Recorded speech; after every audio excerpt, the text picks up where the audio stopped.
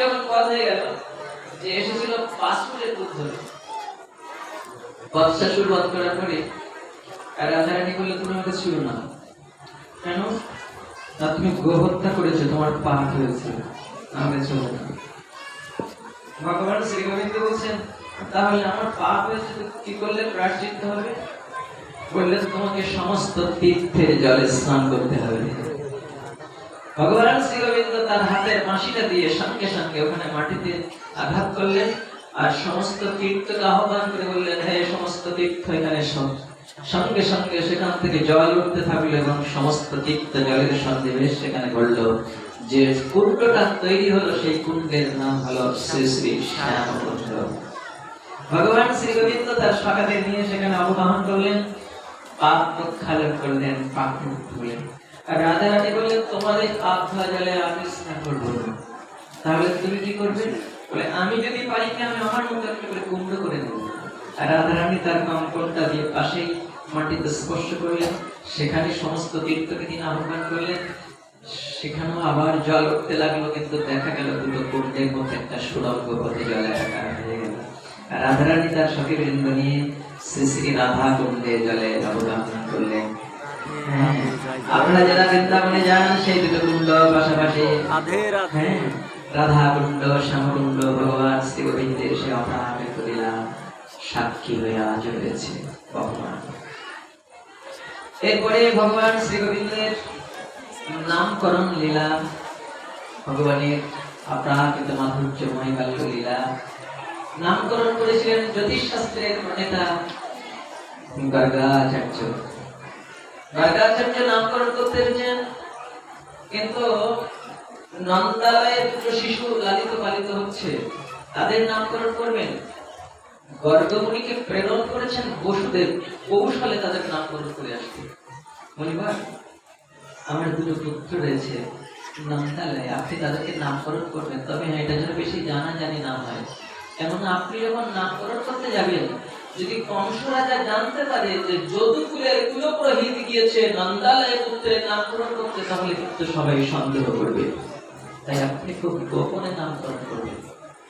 গর্গাচার্য গিয়ে নন্দ বাবাকে বললেন নামকরণ করার কথা।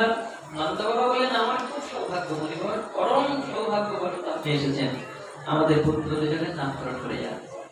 একটা পুত্র হলো রোহিণী নন্দন, আর একটা পুত্র হচ্ছে যশোদা নন্দন। পুত্র দুজনকে কোলে করে নিয়ে তাদের মা দুজন বসেছেন গোয়াল ঘরে নিভৃতে, যেটা কেউ জানতে না পারে, খুব গোপনে নামকরণ হবে। নামকরণ করতে গিয়ে গর্গাচার্য প্রথমে রোহিণী নন্দনের নামকরণ করছেন। দেখছেন ছেলে দুটোর মধ্যে দিব্য লক্ষণ সমূহ। গর্গাচার্য ভাবছে দেখি এই দুই অপরূপ সুন্দর শিশু কারা কারা, যে অপ্রাকৃত লক্ষণ সমূহ এই শিশু দুটোর মধ্যে বিরাজমান। গর্গাচার্য নামকরণ করতে গিয়ে লক্ষ্য করছেন বিশ্ব ব্রহ্মাণ্ডের সব থেকে উত্তম তিথি সেই সময় ছিল যে সময় এই শিশুর আবির্ভাব হয়েছিল। ভগবান শ্রী গোবিন্দের আবির্ভাব যখন হয়েছিল সেই সময় গ্রহ নক্ষত্রগুলো এত শুভ শুভ অবস্থান নিয়েছিল। বিশ্ব ব্রহ্মাণ্ডের সব থেকে মঙ্গলজনক তিথি ছিল সেই সময়। আশ্চর্য হয়ে যাচ্ছেন গর্গাচার্য। নামকরণ করলেন প্রথমে রোহিণী নন্দনের। এই ছেলেটা খুব বলশালী হবে, তাই ছেলেটার নামের প্রথমে বল শব্দ যুক্ত হবে। এই ছেলেটা তার রূপে, তার গুণে, তার ব্যবহারে সবাইকে মুগ্ধ করবে, অত্যন্ত রমণশীল হবে, তাই এই ছেলেটির নামের শেষ অংশে রাম শব্দ যুক্ত হবে, এর নাম হবে বলরাম। এই ছেলেটি কোন এক সময় যোগমায়া কর্তৃক আকর্ষিত হয়েছিল, তাই এর আরেক নাম শঙ্কর্ষণ। নামকরণ করছেন এবার যশোদা নন্দনে। যশোদা নন্দনের নামকরণ করতে গিয়ে গর্গাচার্যের দু চোখ অশ্রু জলে ভেসে যাচ্ছে, প্রেম অশ্রুতে ভেসে যাচ্ছে। প্রভু কে তুমি? গর্গাচার্য ভেবে জানলেন বিশ্ব ব্রহ্মাণ্ডের ঈশ্বর ভগবান শ্রী হরিদাস যশোদা নন্দন হয়ে এসেছেন। গর্গাচার্য প্রভুর চরণে হৃদয় আসলে ধ্যান করে বলছেন, প্রভু অনন্ত কোটি ব্রহ্মাণ্ডে অনন্ত নামে করে ভক্তের কাছে পরিচিত। প্রভু জানি না আজ আমার মুখে তোমার কোন নাম তুমি ব্যক্ত করাবে। প্রভু তোমার নাম তুমি আমার মুখে জোগাড় দেবে, তবে তোমার চরণে আমার এই মিনতি, আমাকে যখন এনেছো তোমার নামকরণ করানোর জন্য প্রভু, অনন্ত কোটি ব্রহ্মাণ্ডে অনন্ত নামের মধ্যে তোমার যে নামের মহিমা সব থেকে বেশি, তোমার সর্বোত্তম নাম যেন আজ আমার জিহ্বায় কীর্ত হয়। প্রভু আমি যেন তোমার সর্বোত্তম নাম,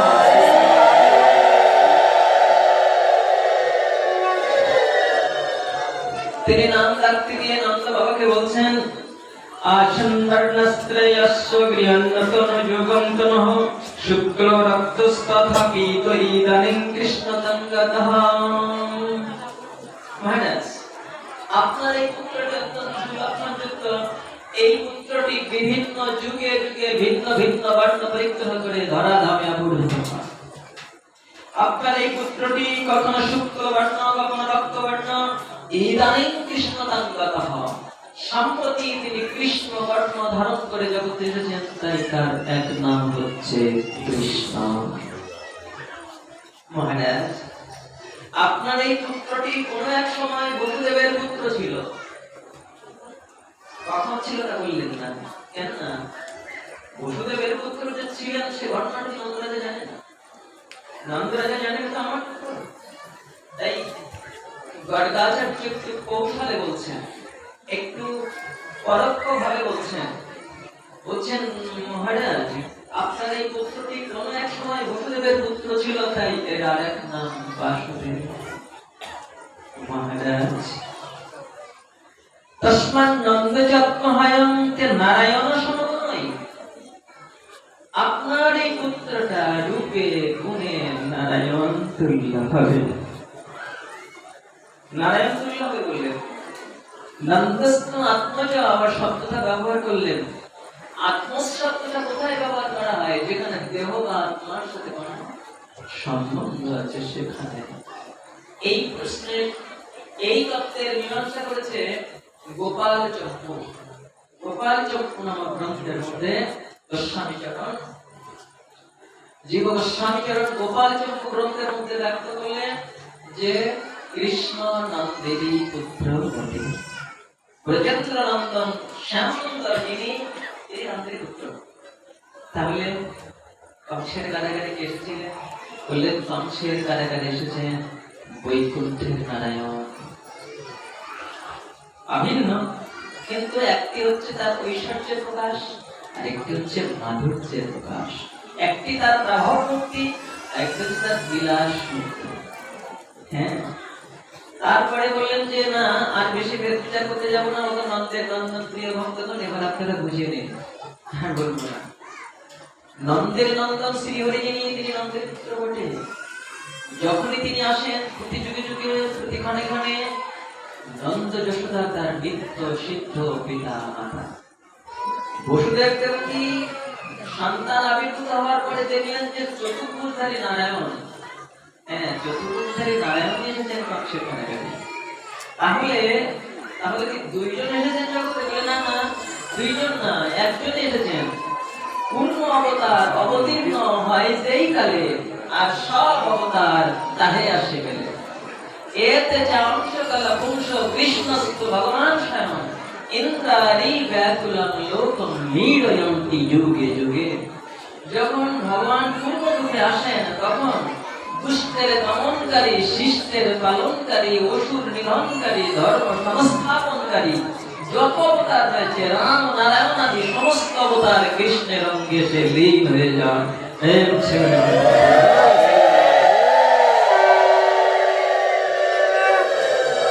এরকম অন্তর্নিহিত একটা তাৎপর্য ভগবানের ওই লীলার মধ্যে রয়েছে।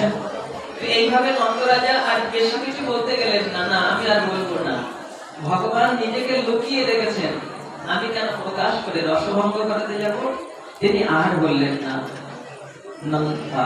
গর্গাচার্য নামকরণ করে গোবিন্দ চরণে আবার ভক্তি প্রতি জ্ঞাপন করে তিনি চলে গেলেন। এরপরে ভগবান শ্রী গোবিন্দের লীলা মাধুর্য আমরা আস্বাদন করবো। সেটা হচ্ছে কৃষ্ণের যতগুলো লীলা সর্বোত্তম লীলা, আর তার মধ্যে অতি উত্তম হচ্ছে তার বাল্য লীলা। সেই বাল্য লীলার অন্তর্ভুক্ত শ্রী শ্রী রামচন্দ্র। দেখুন, ক্ষমা চাইতে হচ্ছে আপনাদের কাছে, ক্ষমা চাওয়া ছাড়া উপায় নেই। কেননা দশম স্কন্ধের এক একটা লীলা মাধুর্য ঘুরে যেরকম এক এক ঘন্টা করে সময় ঠিক আস্বাদন সেইভাবে আস্বাদন করতে গেলে আখ যেমন গিলে খাওয়া যায় না, হ্যাঁ চিবিয়ে খেতে হয়, ঠিক তেমনি ভগবত কথা সাধু সাধু পদে পদে এই প্রত্যেকটা লীলার মধ্যে প্রত্যেকটা ঘটনার মধ্যে কি অমৃত সঞ্চিত রয়েছে, কি মাধুর্য ঢেলে দিয়েছে ভাগবতে মহর্ষি কৃষ্ণদেব ব্যাস। সেটা তো ভুল করে পরিবেশন করা যায় না, কিন্তু উপায় নেই, আমাদের আজকে রজনীটিতে আমাদের সময়, তাই খুব সংক্ষিপ্ত ভাবে পরিবেশন করা ছাড়া অত্যন্তর নেই। দামবন্ধ লীলা। একদা গৃহদা শিশু যশোদা আনন্দ গৃহিণী গর্ভন্তার নিযুক্তা সনির্মমন্ত স্বয়ং দধি। একদিন মা যশোদা তার স্নেহের গোপালকে নিজে হাতে নবনিমন্থন করে খাওয়াবেন বলে দাস দাসীদেরকে অন্য কাজে নিযুক্ত করিয়েছেন। এই কথাটার মধ্যে কি শিক্ষা? বলছেন যে ওগো জগৎজন, তোমাদের অন্য কাজগুলো তোমরা দাস দাসী দিয়ে করতে পারো, কিন্তু গোপালের সেবার কাজটা নিজে করো, ও কাজটা দাস দাসী দিয়ে হয় না। গোবিন্দের সেবার কাজটা চাকর দিয়ে হয় না, ওটা নিজে হাতে করতে হয়। মা যশোদা তাই নিজে হাতে গোপালকে সেবা দিবেন, এই জন্য কর্মান্তর নিযুক্ত দাসী বললেন দাস দাসীদেরকে অন্য কাজে লাগালেন, আর নিজে নবনিমন্ত্রণ করছেন। গোপালকে দোলনায় দোলা দিয়ে দিয়ে ঘুম পাড়িয়েছেন। যখন মা নবনিমন্ত্রণ করছেন তখন গৃহকর্ম ঘটে না, গোয়ালাদের বাড়ির কাজ তো। আপনারা যখন বাড়ির কাজ করেন তখন কি করেন? একটু গল্প, পাশে কেউ থাকলে তার সাথে একটু গল্প হয়, হয়তো আমার মা গল্প করতে।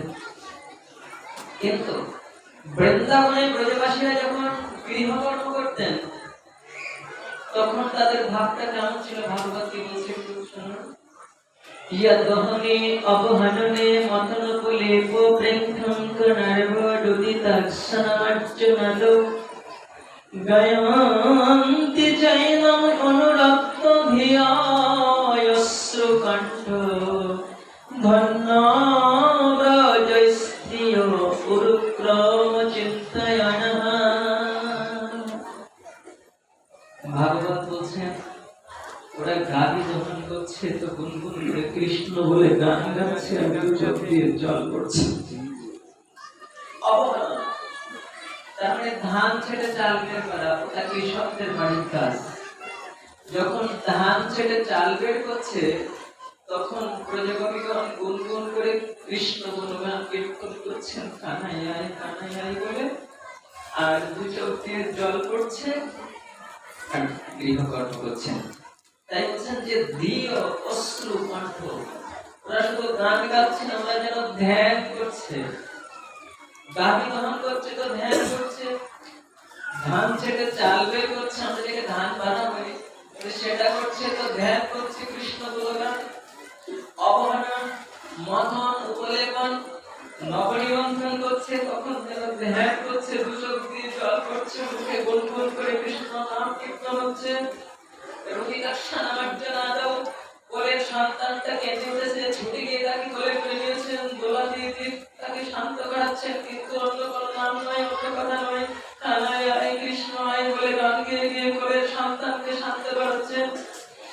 দেহটা মার্জন করছেন, মন্দির মার্জন করছেন, গুনগুন করে মুখে গান রয়েছে, আর ধীর বলে ওরা যেন ধ্যান করছে।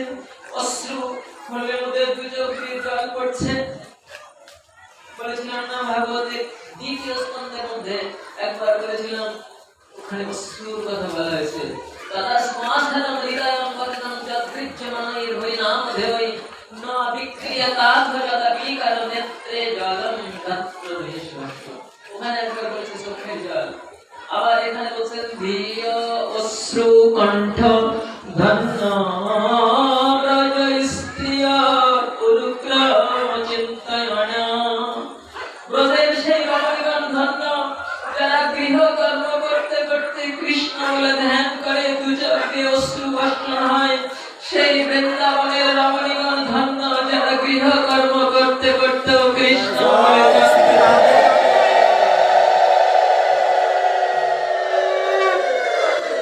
যোগীকে ধন্য বললেন না, মুনি ঋষিকে ধন্য বললেন না, তপস্বীকে ধন্য বললেন না, ধন্য বললেন ব্রজ স্ত্রী, ব্রজের রমণীদের ধন্য বললেন।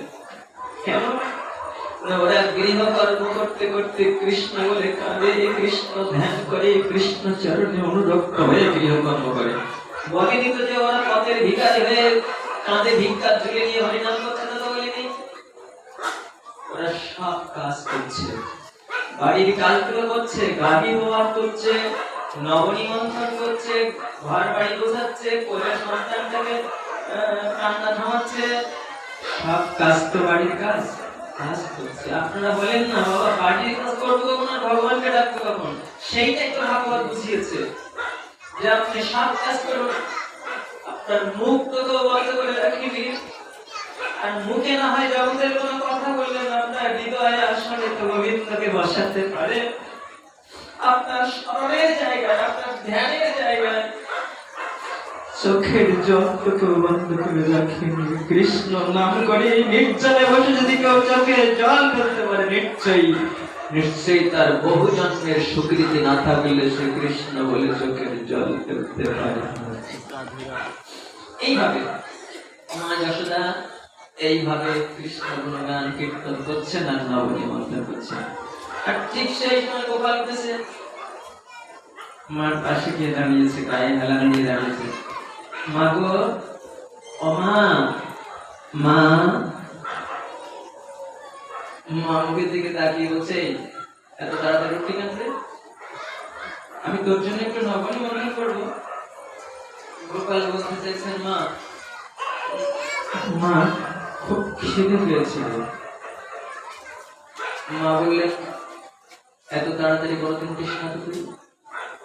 গোপাল বলছেন, মা এত টাকাটাকি করলে কি ঘুমানো যায়? আমি তোকে ডেকেছি, ডাকুনি না? তুমি গুনগুন করে কার নাম কীর্তন করছিলে বলো? ও মা, তোমার হাত দুখানা দিয়ে তুমি কার জন্য নবনিমন্ত্রণ করছিলে? বাবু, তোমার হৃদয় আসনে তুমি কাকে বসিয়ে রেখেছিলে? তুমি ভাবুনি যে আমার গোপাল যদি জেগে থাকতো তাহলে কখন আঁচল টেনে ধরে আমাকে মা বলে ডাকতো? ভাবুনি মা? তাহলে যখন তুমি নবনিমন্ত্রণ করছিলে তখন দেহ দিয়ে আমার কাজ করলে, যখন মুখে গুনগুন করে আমার গান গাচ্ছিলে তখন বাক্য দিয়ে আমার কাজ করলে, আর হৃদয় আসনে তুমি আমাকে বসিয়ে রাখলে, তাহলে কায় মন বাক্য সব দিয়ে তুমি তোমার ছেলেকে ডাকলে। এখন বললে তুমি ডাকোনি। আজ তোমাকে দিয়ে জগতের সবাইকে বোঝাতে চাই, জগতের কোন ভক্ত যদি গৃহ কর্ম করতে করতে এমন কায় কোন বাক্যে তোমার গোপালকে ডাকতে পারে, সেদিন তোমার গোপাল ঘুমাতে পারে।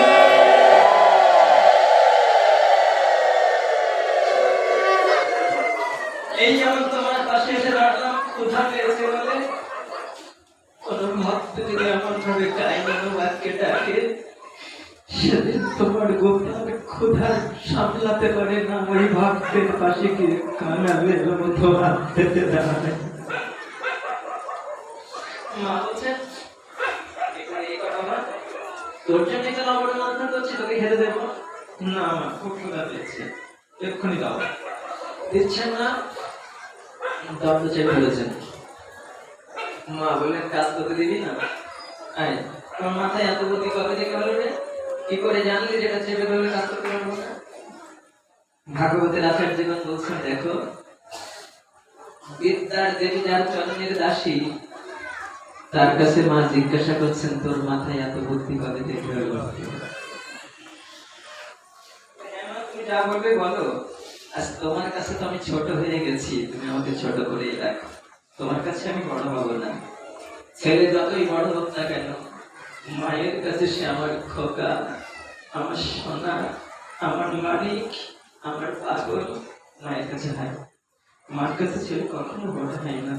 এক বিশ্ব ব্রহ্মাণ্ডের অধিষ্ঠান পিতৃত্ব মাতৃত্বকে অঙ্গীকার করে জগতে এসেছেন, তাই মায়ের কাছে তিনি অবুঝ শিশু। মা তাকে অবুঝ বলছেন, সেটা ভালো লাগছে শুনতে। এই জন্যই তো খেলা, জগতের সামনে ওকে প্রণাম করে কেউ শাসন করে না। আজ তোমাদের কাছ থেকে শাসন মেনে নেব বলে এই করে আসা। হ্যাঁ, মা বললেন আয় আমার কোলে আয়। কোলে করে নিয়েছেন, স্তন দিয়েছেন মুখে, এই নে যতক্ষণ পারিস স্নান কর। গোপালে যেন মনে মনে বিলাস করছেন, না আমিও দেখবো তোমার স্তনে কত দুগ্ধ সঞ্চিত আছে।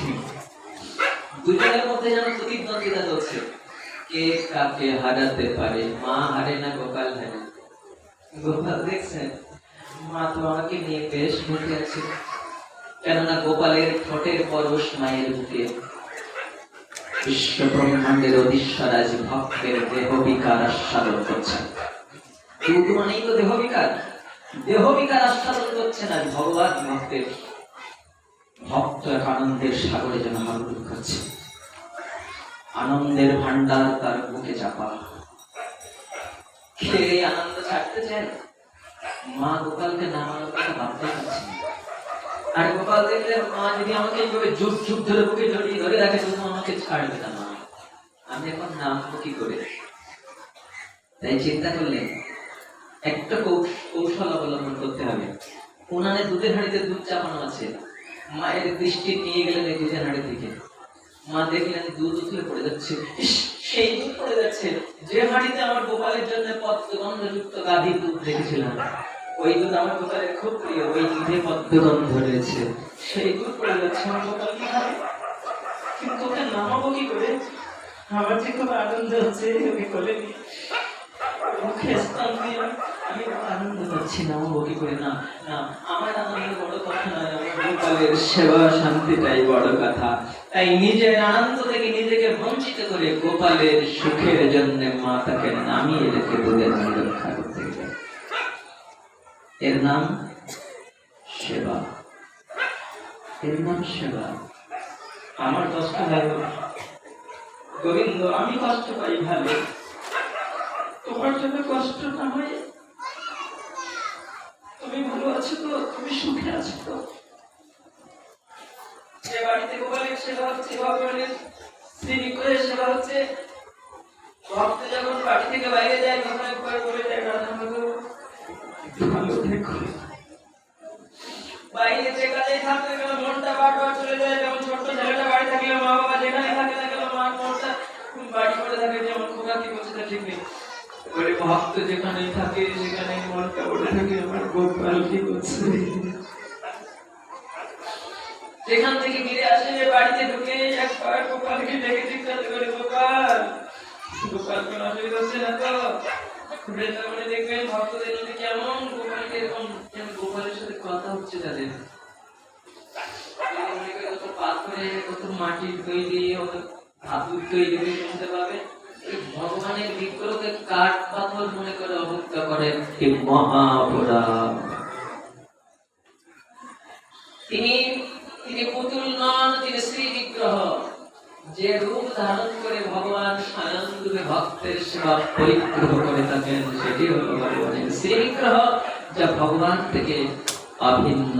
তিনি সব শুনতে পান, কেবল দেখিয়াও না দেখে যতই অভক্তের গান। উলুকে না দেখে জৈছে সূর্যের কিরণ। যেমন সূর্যের আলো দেখতে পাই না, ঠিক তেমনি ভক্তির চোখে ছাড়া ভগবানের এই লীলা মাধুর্য কেউ দেখতে পায় না। তবে হ্যাঁ, ভক্তের সঙ্গ করলে এই বিশ্বাস দৃঢ় হয়। বৃন্দাবনে যারা গভীর ভজনে ডুবে আছে, তাদের সান্নিধ্য পেলে, তাদের সেবার পরিপাটি লক্ষ্য করলে এই বিশ্বাস দৃঢ় হবে। ভগবানের কথা অলৌকিক লীলা ভক্তের সঙ্গে। এইভাবে মা যশোদা যখন দুধের হাঁড়ি রক্ষা করতে গেলেন গোপালকে নামিয়ে রেখে, গোপাল একটু অভিমানের ভঙ্গিতে উঠেছে, আমার থেকে তোমার দুধের হাঁড়ি বড় হয়ে গেল। মন্থনের দণ্ডটা নিয়েছেন, ঘরের মধ্যে একটা একটা করে ভেঙে নবনীর ভান্ডার ভেঙে সব ভাসিয়ে দিচ্ছেন, নবনী ঘরের মেঝেতে বেড়ে যাচ্ছেন। উপরে তাকিয়ে দেখছেন মা নারায়ণ পূজা করবেন, তাই শিকায় টানিয়ে রেখেছেন। কেন উপরে রেখেছেন? কেন? আমি একটু দুষ্টুমি করি তো, যদি হেঁটো করে দিই, সেই জন্য মা শিকায় টানিয়ে রেখেছে। আজ নিজে হাতে মায়ের নারায়ণকে পেট ভরি খাওয়াবে। কি করলেন? মন্থনের দণ্ড দিয়ে দিয়েছেন তলায় ছিদ্র করে। এবার হা করে দাঁড়িয়েছে নিচে, ওগো আমার মায়ের নারায়ণ ঠাকুর খেয়ে যাও। আমি হা করে দাঁড়িয়েছি। কি হলো ব্যাপারটা? হা করে দাঁড়াবে একজন, খাবে আরেকজন। তাই কি হয়? বলি হ্যাঁ। গোপাল যখন হা করে দাঁড়িয়েছেন, তখন রাম নারায়ণ আদি সমস্ত অবতার গোপালের মধ্যেই হয়ে আছে।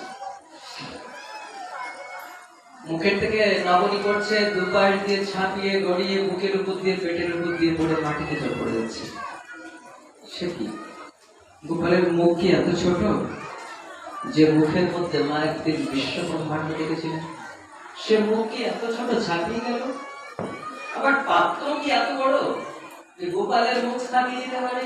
বলে না, পাত্র বড় নয়, গোপালের মুখ এত বড় নয়। তাহলে ছাপিয়ে গেল কেন? ছাপিয়ে গিয়েছে যে পাত্রে ভক্তি থাকে আর ভালোবাসা থাকে, সেই পাত্রে যত সামান্য দ্রব্য থাক না কেন, গোপালের মুখ ছাপিয়ে যায়, পেট ভরিয়ে দেয়।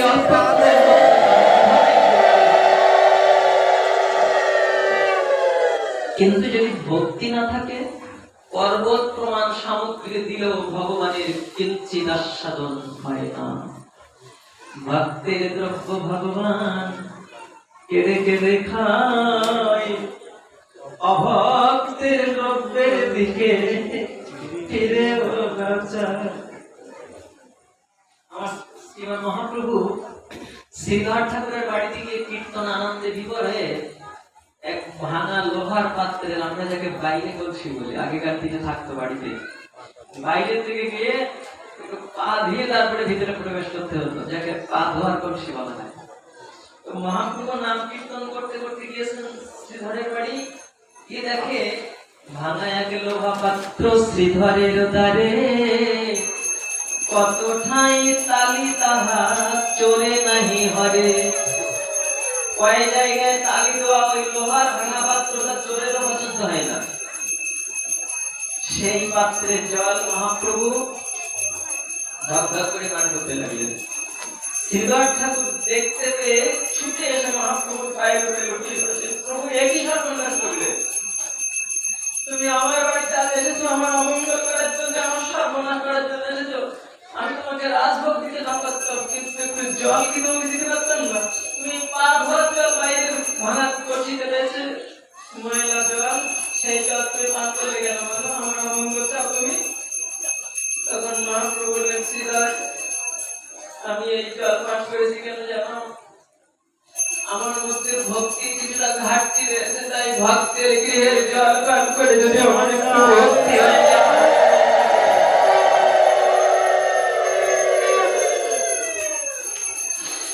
ভক্তিকে এত প্রাধান্য দিয়েছে অবতারের সাহেবের অবতার, হ্যাঁ এত প্রাধান্য দিয়েছে, ওখানে সব শিথিল হয়ে যায়। মা যশোদা নবনীর ভান্ডার দুধের হাঁড়িটা রক্ষা করে গোপালকে খোঁজ করছেন। গোপাল দিকে অনেক ক্ষতি করে ফেলেছে। বুঝালেন জগৎকে, শোনো, একসাথে দুই কুল রক্ষা করা যায় না। মা গো, আমার থেকে তোমার দুধের হাঁড়ি বড় হয়ে গেল, তো ঠিক আছে তুমি দুধের হাঁড়ি রক্ষা করো, আর আমি তোমার বাড়ি গিয়ে লন্ডমাটা করি। একসাথে দুই কুল রক্ষা করা যায় না। এক কুল রক্ষা করতে গেলে আর একটা কুলে একটু ভাঙতে হবে।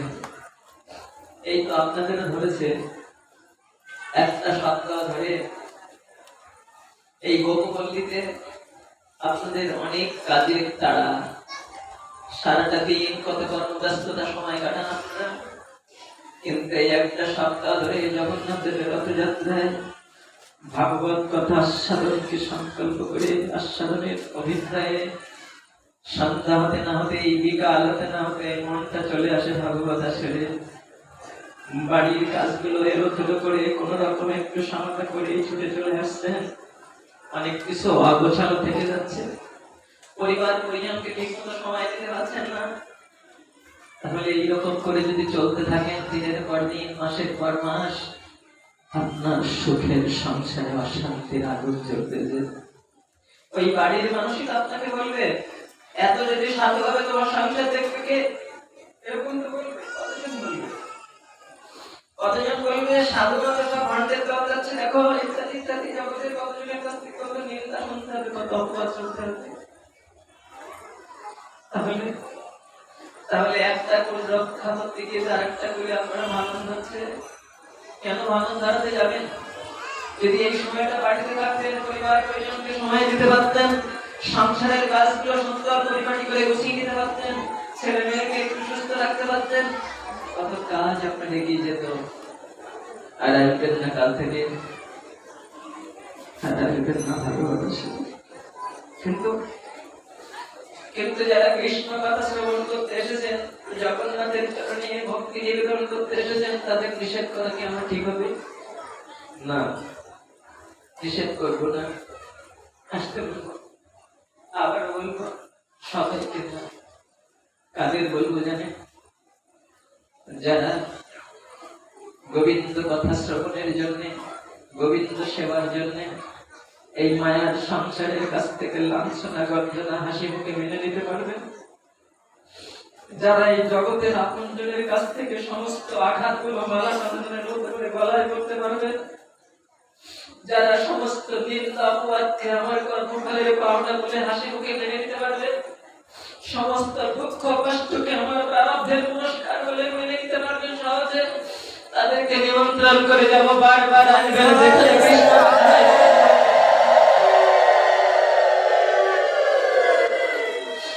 সেখানে ছুটে যাবে, কৃষ্ণ কথা শুনবেন, সাধু সাঙ্গ করবেন, আপনার মনুষ্য জীবন ধন্য হবে, আপনার জীবনের পরবর্তী দিনগুলো ভজনানন্দে পরিপূর্ণ হবে।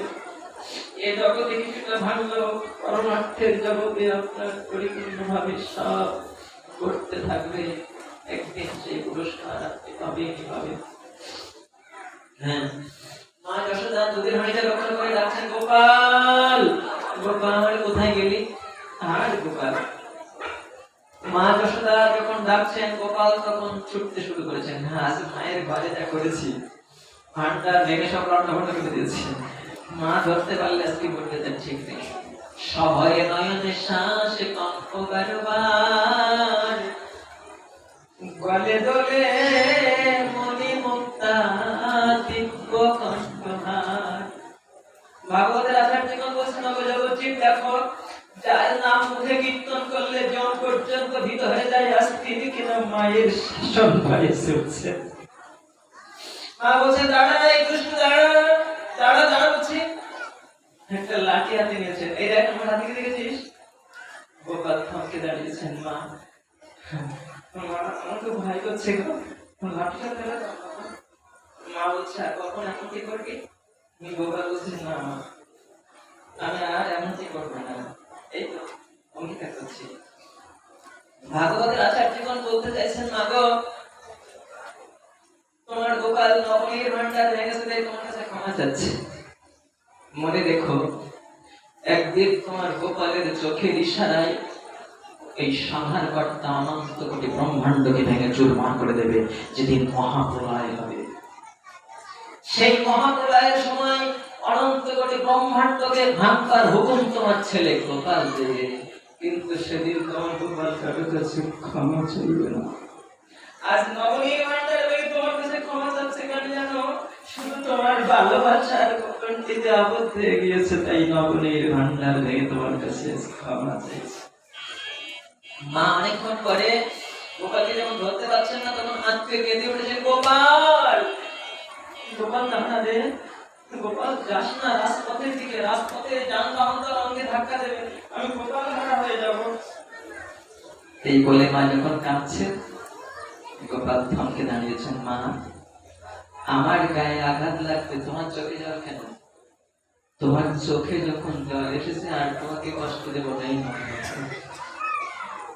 গোপাল দাঁড়াইলেন, মা এক হাত দিয়ে কানটা ধরেছেন, এক হাত দিয়ে শাসনের ভঙ্গিতে বলছেন, গোপাল কখন এমনটি করবি? চুরি করে খেতে যাবি পাড়ায়? গোপাল করছে, চুরি করতে যাই না, সবাই তোমার কাছে নালিশ করে তোর নামে, যত পারি আমার ঘরে পরিবার আমি তোকে বেঁধে রাখবো। গোপাল বোঝাতে চাইছেন, বলতে চাইছেন, মা ভালোবাসা দিয়ে বাঁধবে না অহংকার দিয়ে বাঁধবে? যদি অহংকার দিয়ে বাঁধতে চাও তাহলে বাঁধবে কি? আজ তোমাকে দিয়ে জগৎ সংসারকে বুঝিয়ে দেবো যে অহংকার দিয়ে তোমার ছেলেকে কেউ কখনো বাঁধতে পারে না। তোমার ছেলেকে বাঁধতে গেলে হৃদয়ে সহজ ভালোবাসার প্রয়োজন হয়, অভিমান শূন্য হওয়ার প্রয়োজন হয়। মা বলেন, তুই চুরি করতে যাস কেন? গোপাল বলেন, না আমি চুরি করি না। সবাই যে আমার সাথে নালিশ করে ওরা আমাকে নিমন্ত্রণ করে দেয় যায়, ওরা তোকে নিমন্ত্রণ করে, আমাকে নিমন্ত্রণ করে না। শোনো মা, ওরা যখন গাদি গ্রহণ করতে যায় তখন পাত্রটা নিয়ে আমাকে স্মরণ করে বলে, গোপাল গাদি গ্রহণ করতে যাচ্ছি, এই দুধ যেন তোর সেবায় লাগে। বলে তো নিমন্ত্রণ করা হবে না? ওরা যখন নবনিমন্ত্রণ করে তখন একবার মনে মনে আমাকে স্মরণ করে বলে, গোপাল নবনিমন্ত্রণ করছি, খেয়ে যাস। এইভাবে বারে বারে যারা প্রত্যেকটা কর্মের মধ্যে আমাকে স্মরণ করে, আমি তো সহজে তাদের নিমন্ত্রণ মেনে নেই। এটাকে নিমন্ত্রণ না? আপনারা যেখানে নিমন্ত্রণ করেছেন, জগন্নাথকে নিমন্ত্রণ করেছেন, জগন্নাথ তোমার গুণগান কীর্তন হবে, তুমি এসো। এই নিমন্ত্রণটা, আপনার হৃদয়ের আহ্বানটা তিনি সব সময় শুনতে পান। তিনি সহজে সহজ শর্তে আমাদের নিমন্ত্রণ গ্রহণ করেন। যখন মা গোপালকে বাঁধতে যাচ্ছেন, ব্রজবাসীদের কত নালিশ, কত নালিশ, অনেক নালিশ। একটা কথা বলবো, একজন এসে বলছিল, আপনাদের ছেলেদের নাকি বৃন্দাবন ছেড়ে চলে যেতে হবে, আমাদের সব লন্ডভন্ড করে দেয়, ঘরে গিয়ে নগরের মাত্রা বাতা চুরি করে খায়, মানব ডেকে খাওয়ায়, পাড়ার ছেলেদের ডেকে খাওয়ায়। মা বলছে, শোনো, তোমরা এক কাজ করো, তোমাদের নগরের ভান্ডার গুলো এগুলো করে সাজিয়ে রাখবে, একটা খালি পাত্র, একটা ভরা পাত্র, আর একটা খালি পাত্র, একটা ভরা পাত্র, এমন করে সাজাবে এমন গোপাল যেন ঘরে ঢুকে বুঝতে না পারে কোন পাত্রে নবী আছে। ব্রজবাসী মায়ের বলছে, তো ছেলে দেখতে ছোট হলে কি হবে, বুদ্ধিতে একটু ছোট না। আমরা সেভাবে সাজিয়ে রেখেছি, কিন্তু তো ছেলে না, রসের পাত্র দেখলেই চিনতে পারে। ও কোনোদিন নিরস পাত্র ছুঁয়ে দেখে না, খালি পাত্রে হাত দেয় না। কথাটা না খুব তাৎপর্যপূর্ণ। এই রসের পাত্র কারা জানেন?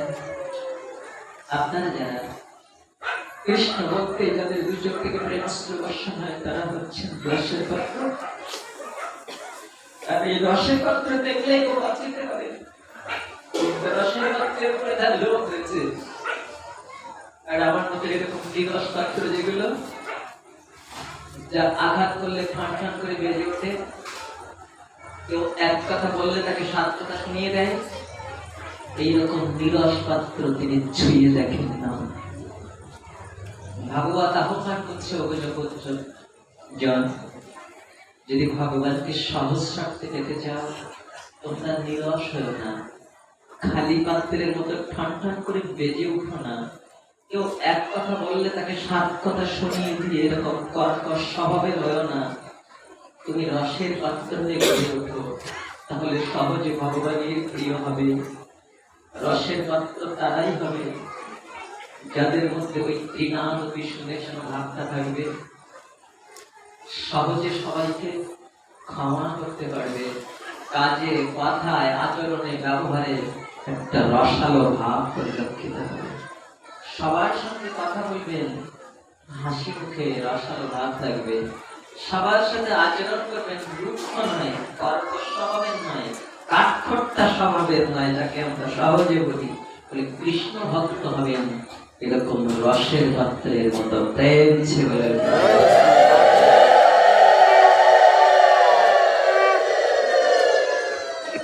আপনাদের বলছি, কিন্তু আমি নিজেই তো কর্কশ স্বভাবের। ক্ষমা করবেন, অনধিকার চর্চা করলাম, আমার মধ্যে যা নেই তার আপনাদের বললাম কেন, অনধিকার চর্চা করেছি। এইভাবে মা যখন গোপালকে আর ক্ষমা করবেন না, বেঁধেই রাখবেন, তখন ব্রজবাসী মায়েরা বলছেন, যতটা পানিস না, ছেলের বন্ধন দশা আমাদের সহ্য হয় না। কেন? তোমাদের যদি এত ক্ষতি করে তোমার ছেলে আমি বেঁধে রাখি না, আমরা এসেছি কেন জানিস? আমরা নালিশ করতে আসিনি। তোর ছেলে যদি আমাদের পাড়ায় না দেয়, সেদিন আমাদের মনটা খুব চঞ্চল হয়ে যায়। আজ আমরা নালিশ করার ছলনায় ওকে দেখতে এসেছি, তুই ওকে বাঁধিস না। মা যশোদা চুলের খোপা থেকে ফিতা খুললেন, বাঁধতে গিয়ে কি হলো? কম পড়ে গেল। কতটা? 2 আঙুল। কেন বেশি করে কম পড়িনি? আর একটা ফিতা জুড়লেন, একই অবস্থা। ফিতা তো আর 2 আঙুল ছিল না, কিন্তু কম পড়ে গেল 2 আঙুল। কেন? বুঝালেন ভাগবতের আচার্যগণ যে ভগবানকে প্রেম ডোরে বাঁধতে গেলে, ভালোবাসা দিয়ে বাঁধতে গেলে দুটো সম্বল। এক হচ্ছে হৃদয়ের ঐকান্তিক প্রচেষ্টা, একান্ত প্রচেষ্টা। হলে হলো, না হলো না হলে এমন কি নয়। একান্ত প্রচেষ্টা। গোবিন্দ যত কাঁদাবে কাঁদাবে, যত আঘাত দেবে তত ছাড়বো না।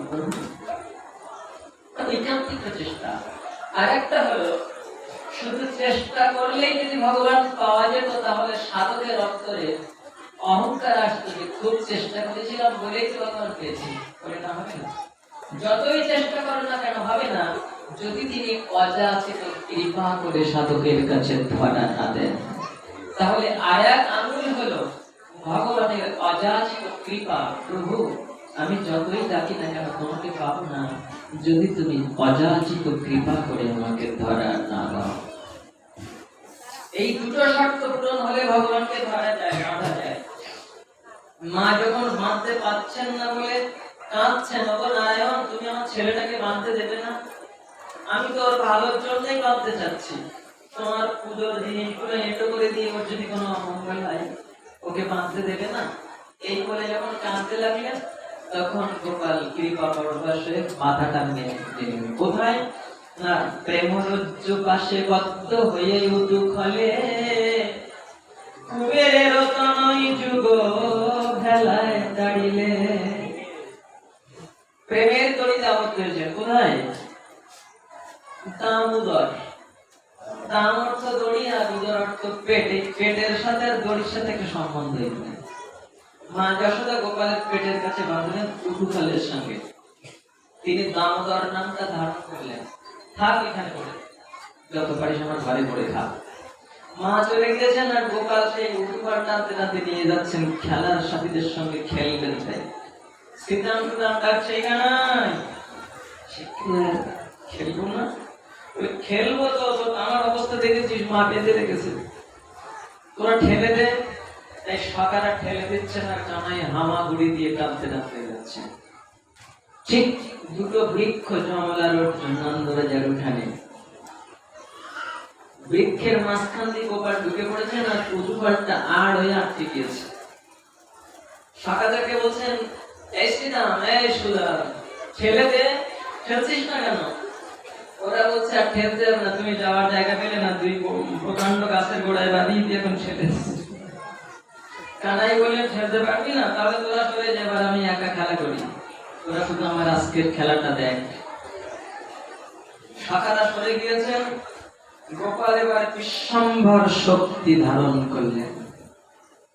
এতক্ষণ ছোট্ট শিশু, পাচ্ছিলেন না শান্তি, খেলার সাথীদের কাছ থেকে ছেড়ে দিলেন। এখন বিশ্বম্ভর শক্তি ধারণ করেছেন। এমন টান দিয়েছেন, বিশাল আকৃতির দুটো বহু পুরনো বৃক্ষ জমলর্জন সমূলে ভূমিকম্পের মতো বৃন্দাবন ভূমিকে কাঁপিয়ে উৎপাটিত হয়েছে। দুটো বৃক্ষের থেকে দুটো সুন্দর যুবক পুরুষ আবির্ভূত হয়েছে। কারা? দুটো বড় লোকের ছেলে, ধনপতি কুবেরের পুত্র নলকুবের আর মণিগিরি। তারা অভিশাপ পেয়ে গাছ হয়েছিল নন্দরাজার উঠানে। কার অভিশাপ? দেবর্ষি নারদের অভিশাপ। কেন অভিশাপ?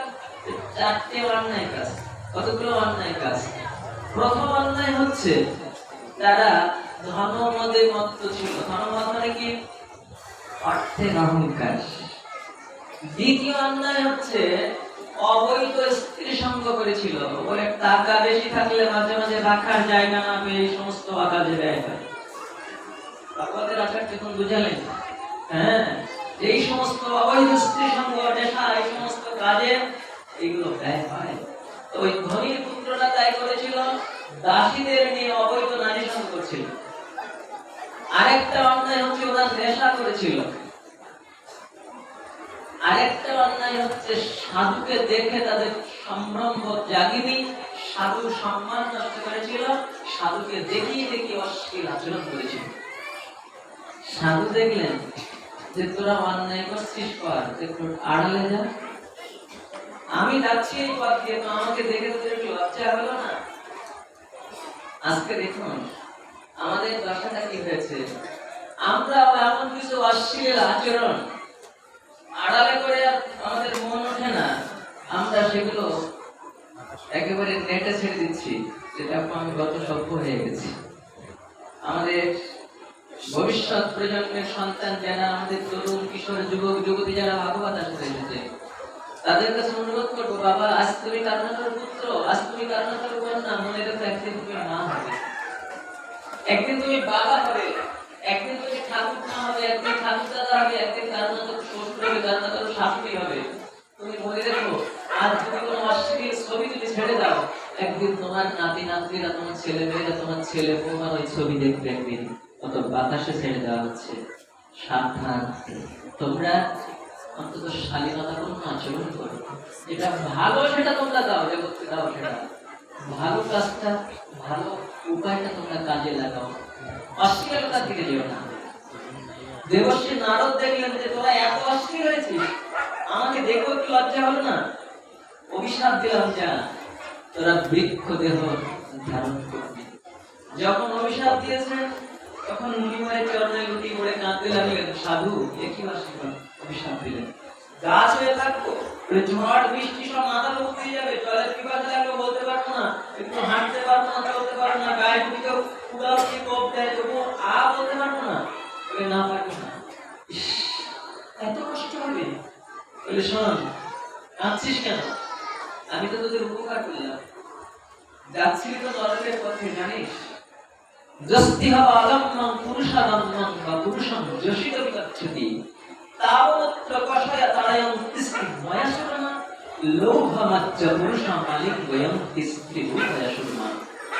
কোন পুরুষ যদি অবৈধ নারী সঙ্গ করে, আর কোন নারী যদি অবৈধ পুরুষের সঙ্গ করে, মৃত্যুর পরে যমদূতগণ তাদেরকে জ্বলন্ত পুরুষের সাথে আর জ্বলন্ত লোহময় নারীর সাথে আলিঙ্গন করায়। তোরা যাচ্ছিস তো সেই পথে, তোরা অবৈধ স্ত্রী সঙ্গ করে ওই নরকের আগুনে ফুটতে যাচ্ছিলি, লোহার তৈরি করা নারী মূর্তির সাথে, জ্বলন্ত নারী মূর্তির সাথে আলিঙ্গন করতে যাচ্ছিলি। তোদের কপাল ভালো যে আমার সামনে করেছিস, তোদের ভাগ্য ভালো যে আমার সামনে করেছিস, তাই আমি আশীর্বাদ দিয়ে তোদের এক পথ থেকে আর এক পথে পাঠালাম, নরকের পথে যেতে দিলাম না, তোদের পাঠালাম বৃন্দাবনে, যা তোরা বৃন্দাবনে চলে যা, প্রেম ছিল।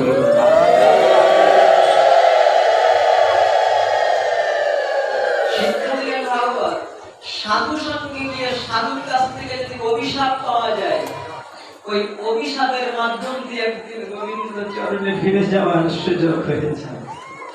ওই ছেলে দুটো বৃন্দাবনে বৃক্ষ হয়ে জন্মলেন যমুনার অর্জুন।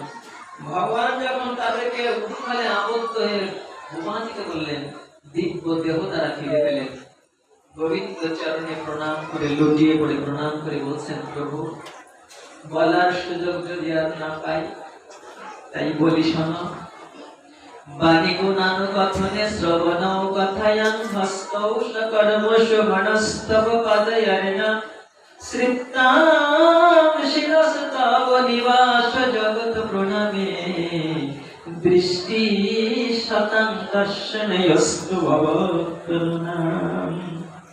বলেন ভগবান, যদি কোনদিন আবার মানুষের জগতে আসি এবং সেই জন্মে যদি আমাদের বাক শক্তি থাকে, সবাই তো বাক শক্তি নাই, কতজন বোবা হয়ে আসে, বললেন প্রভু পরে যদি কোন জন্মে আবার মানুষ হয়ে আসতে পারি, আসতে বাক শক্তি নিয়ে আসতে পারি, তাহলে বাণী গুণানুকথনে সেই বাক শক্তি দিয়ে যেন তোমার গুণগান কীর্তন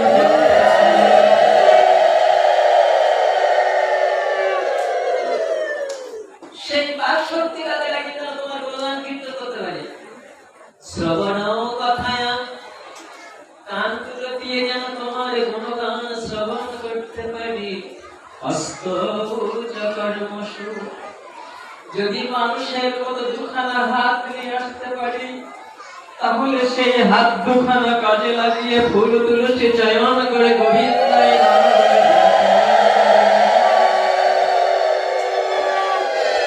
মনস্তাব পাদয়ারণা হৃদয়ের আসনে যেন তোমার চরণ যুগল ধ্যান করতে পারি।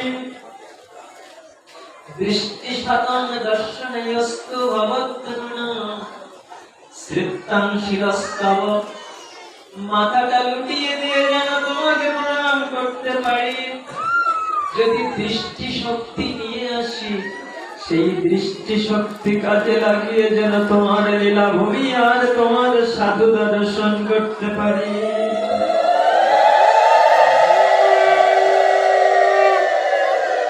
কৃপা কর প্রভু মোরে অসময়, অহর্নিশি চিত্ত যেন ভজয়ে তোমায়। প্রভু এই কৃপা করো যেন অহর্নিশি যেন তোমাকে ভুলে না যায়, সব সময় যেন তোমাকে স্মরণ রাখতে পারি, তোমাকে ভজন করতে পারি। এই অভিলাষ ব্যক্ত করলেন। এই লীলাটা স্মরণ করে আপনারা একটা ব্রত পালন করেন। কি ব্রত? দামোদর ব্রত। আরেক নাম কার্তিক ব্রত, আরেক নাম নিয়ম সেবা। এই সামনে শ্রাবণ মাস আসছে, চাতুর্মাস ব্রত শুরু হবে। শ্রাবণ, ভাদ্র, আশ্বিন, কার্তিক, এই শেষের মাসটা হচ্ছে দামোদর ব্রত, নিয়ম সেবা। হ্যাঁ, কার্তিক ব্রত যাই বলি না কেন, আশ্বিনী শুক্ল একাদশী থেকে অনেকে শুরু করে থাকেন, আবার কেউ বা পূর্ণমাসারম্ভা কল্পে পূর্ণিমা থেকে শুরু করেন, কেউ বা সংক্রান্তি থেকে শুরু করেন। তবে আমাদের অঞ্চলে বেশিরভাগই আমরা দেখেছি আশ্বিনী শুক্ল একাদশী থেকে শুরু করে থাকেন। কারণ এর ব্রতটা খুব গুরুত্বপূর্ণ, তো তাই কতগুলো সুযোগ দেওয়া হয়েছে। যদি কেউ একাদশীতে কোনো প্রকারে অসুস্থ হয়ে যায়, ধরতে না পারে, পরে আবার পূর্ণিমাতে ধরতে পারে। যদি তাও ধরতে না পারে, তাহলে সংক্রান্তি ধরতে পারবে। ব্রতটা যেন কেউ ত্যাগ না করে। আপনারা আজকে যারা ভাগবত আশ্রমে এসেছেন, আজকে সংকল্প করুন যে গোপাল মনে শুভ সংকল্প রয়েছে, সামনের ব্রতটা যেন তোমার চরণে ভক্তি রেখে যেন দামোদর ব্রতটা পালন করতে পারি।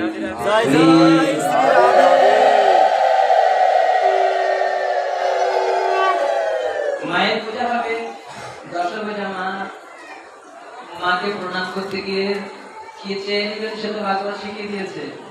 কি ধনং দেহি, জনং দেহি, গলায় কাপড় দিয়ে হাত জোড় করে বসে বলবেন না, অঞ্জলি দিবেন না? এর সাথে বলবেন ধনং দেহি, জনং দেহি। সবাই এত বলছে না, বলবে না? না, প্রয়োজন নেই, প্রয়োজন নেই। মায়ের কাছে শুধু চেয়ে নেব কৃষ্ণ ভক্তির বর। মাকে প্রণাম করে জানাবো, মা বর যদি দিতে হয় তাহলে এই বর দাও। তোমার পূজা শেষ হওয়ার পরে যে দামোদর ব্রত শুরু হবে, এই ব্রতটা যেন আমি ঠিক ভাবে নিয়ম রক্ষা করে যেন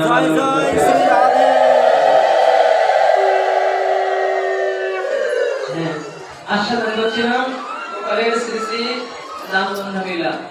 অতি সংক্ষেপ আস্বাদন, কি করবো, সময়ের সাথে তো তাল মিলাতে পারছি না। গোপালের বাল্যলীলার অন্তর্গত ছোট্ট একটি লীলা মাধুর্য, যেটা হচ্ছে ফল বিক্রিনী। কে গো ফল নিবি?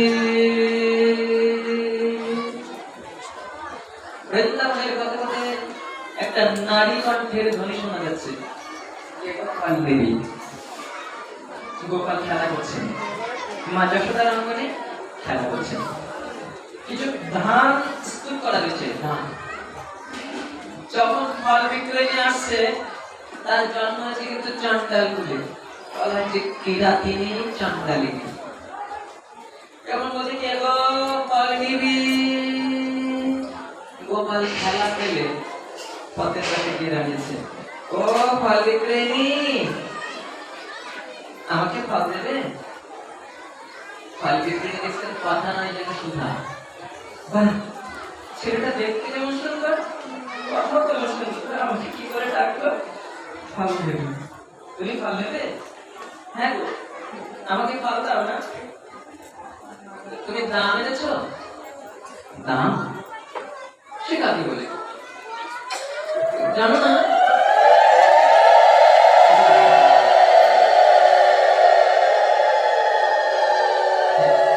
গোপালের সে লীলা মাধুর্য থেকে সাধন করে গোপাল ফল বিক্রয়ীর পাশে হাত তুলে দাঁড়িয়েছে। ও ফল বিক্রয়ী, আমাকে ফল দিতে দাম এনেছিল, দাম কাকে বলে জানি না। কারো কাছ থেকে কিছু নিতে গেলে তার বিনিময়ে কিছু দিতে হয়, তার নাম দাম। তুমি এ কথা বলছো না? পাড়ায় গিয়ে ঘরে ঘরে নকলি পান করে আসি, তারা আমাকে লাড্ডু খেতে দেয়, দধি দুগ্ধ নকলি খেতে বলে শোনো। তারা তারা তারা তোমাকে কোলে করে নেয়, তোমার মুখের মা বলা ডাক শোনে, তোমার অপরূপ নয়ন ভক্তিকে নৃত্য দেখে। কিন্তু আমি তো পাবো না এগুলো, কেননা আমি যে চন্ডালিনী, আমাকে কেউ ছোঁয় না, আমার দেহটা অস্পৃশ্য। তাই যে দাম তুমি তোমার ব্রজবাসীদের দাও, ওই দাম তো তুমি আমাকে দেবে, আমি কেন পাবো? ও ঠিক আছে, তাহলে আর বাকি থাক, আরেকদিন দেবো, তুমি পাবো না। তুমি বুঝে পারো, আজকে মাকে নিয়ে কাল ভুলে যাবে, আমি কার কাছে দাম চাই? আমাকে অত ছোট দেব না, আমি দুধের বালক হতে পারি, কিন্তু আমার এত ভুল হয় না। ভাগবত বোঝাতে চাইলেন যে কোন জন্মে কোন ভক্ত যদি এক ফোঁটা চোখের জল, একটা তুলসীর পাতা যদি গোবিন্দ চরণে সমর্পণ করে, জন্ম জন্মান্তরে হলো ভগবান ভক্তের ওই ঋণ কখনো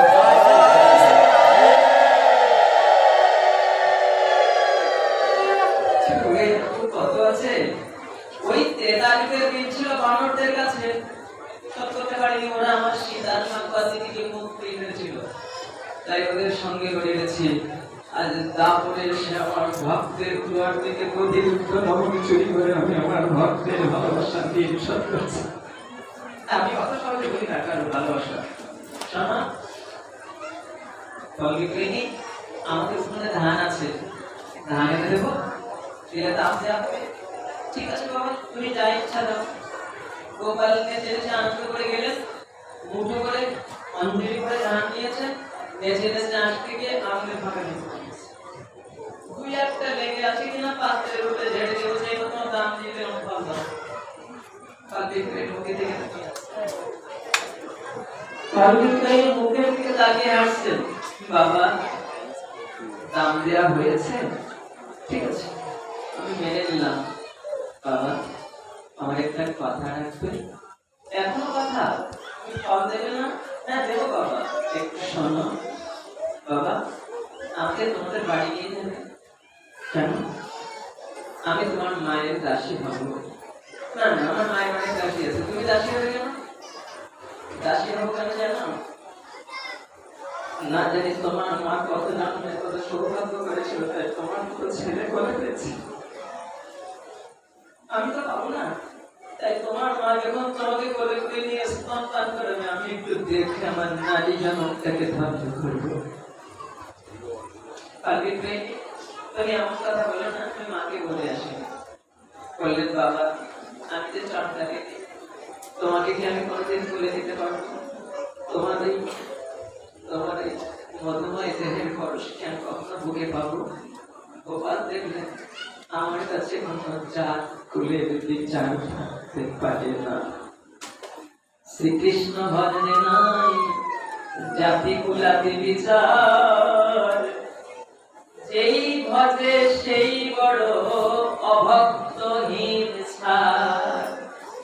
কৃষ্ণ ভজনে জাত কুলের বিচার আছে নাকি? কখনো নেই। যে ভজন করবে সেই বড়। আজকে আমাদের সনাতন ধর্মে এই জাত বর্ণের ভেদাভেদ নিয়ে আমরা অনেক ক্ষতিগ্রস্ত হয়ে গেছি। সেই ক্ষতিটা এখনো কাটিয়ে উঠতে পারিনি। এখনো আমাদের মধ্যে ওই বর্ণের অহংকার, ছোট বড় ভেদাভেদ, এই বৈষম্যমূলক আচরণ, এটা আমাদের প্রকৃত ভক্তি ভজনের পথ থেকে অনেকটা সরিয়ে দিচ্ছে। এখনো ওই বর্ণের অহংকারের জায়গা থেকে সরে আসতে পারিনি। আপনারা কি বলবো, সময় থেকে তাকে আমাদের এই জন্ম অনুযায়ী বর্ণ নির্ধারণ এটা বেদ অনুমোদিত নয়। ঋগ্বেদের নবম মণ্ডলে ৭১ সূত্রে মন্ত্র সংখ্যা ৩ সেখানে বলা হয়েছে কার্যহন্ত ভীষণ বল তৎসনি নানা নানা ধীয় বসু জব অনুগায়ী বস্তি ইন্দ্র পরিশ্রমঃ। বলছে দেখো, আমি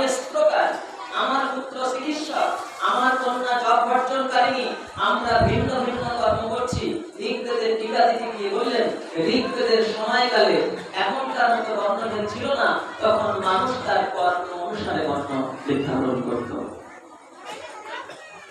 এমনি ভাবে মহাভারতের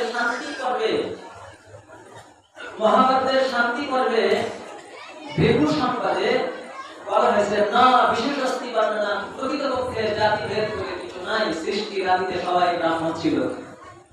তারপরে কর্ম অনুযায়ী যে কর্মের সাথে যুক্ত হয়ে গেল, সেই কর্ম অনুযায়ী তার বর্ণনা নির্ধারণ হলো। কিন্তু আমরা ওইটা এখন বংশানুক্রমিক ভাবে করে ফেলেছি, যেটা জাতিগত একটা প্রভেদ আমাদের মধ্যে রয়েছে। এটা বেদ বলুন, পুরাণ বলুন, উপনিষদ বলুন, শাস্ত্র বলুন, প্রত্যেকটা জায়গায় ওই গুণ অনুসারে বর্ণনা নির্ধারণের উপরেই প্রাধান্য দেওয়া হয়েছে। সেদিকে আর যাবো না, এটা আমাদের কাছে ওঠার প্রয়োজন ছিল। এবং মহাপ্রভুর ভক্তি ধর্মে ওই তাৎপর্যে ফেলা হচ্ছে, হ্যাঁ, অগ্রাধিকার দেওয়া হয়নি। গতকালকে ভাগবত আমরা শুনলাম যে দ্বাদশ মন্ত্রিত ব্রাহ্মণ যদি বিষ্ণু ভক্তি হয়, তাহলে সে তার উদ্ধার হতে পারে না। বিষ্ণু ভক্তি চন্ডাল তার উদ্ধার করতে পারে। আমরা সবাই করলাম সপ্তস্কন্ধের মধ্যে। এইভাবে যখন ফল বিক্রয়ী বললেন যে আমার নিচু কুলে জন্ম হয়েছে, গোপাল হাত দোকান উপরের দিকে বাড়ি দিয়ে বলছেন, ফল বিক্রয়ী নেই, তুমি আমাকে কোলে করে নাও। ফল বিক্রয়ী বিশ্ব ব্রহ্মাণ্ডের ঈশ্বর ভগবান শ্রীহরিকে বুকে ধারণ করলেন। তার সমস্ত দেহটা আনন্দে আপ্লুত হচ্ছে। সারাদিনের কর্মক্লান্তি সবকিছু তিনি ভুলে গেলেন, একদিন আনন্দে হরণ করতে লাগলেন। কি করে নামাবো এই ছেলেটাকে? আমার এত আনন্দ হচ্ছে কেন? ছেলেটাকে বলে নিয়ে আমার সমস্ত দেহটা পুরো রোমাঞ্চিত হচ্ছে কেন? গোপাল তখন কি করবে? ফল বিক্রয়ীকে বলতেও পারছে না যে আমাকে নামিয়ে দাও। তাই কি করলেন? গোপাল তার অধীনস্থ কালকে হুকুম দিলেন, নির্দেশ করলেন, বলে কাল থেমে যা। যতক্ষণ পর্যন্ত, যত যুগ, যত মন্বন্তর, যত কল্প পর্যন্ত আমার ভক্তের মনে অভিলাষ পূর্ণ না হবে, ততক্ষণ তোরা থেমে থাকবি। কালকে আমি যে ভগবান ভক্তের মনে অভিলাষ পূর্ণ করলেন।